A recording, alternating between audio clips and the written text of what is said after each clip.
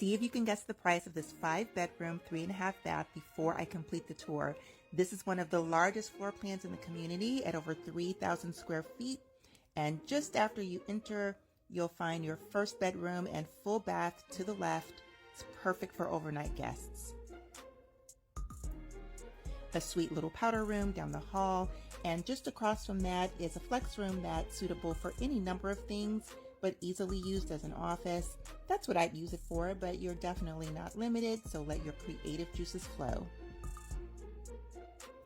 Moving on and checking out this massive open floor plan with a great room of about 17 by 17 square feet of lounging and sitting space. Still enough room for a spacious dining area, all before you meet up with your wide open kitchen with quartz countertops, tons of storage, and stainless steel appliances, which, by the way, are all included with the sale. Ready for upstairs? Me too. Okay, you guys, check out this loft. It is huge and could be used for literally anything. A media room, a playroom, a designated space for crafts, or just a quiet lounge area.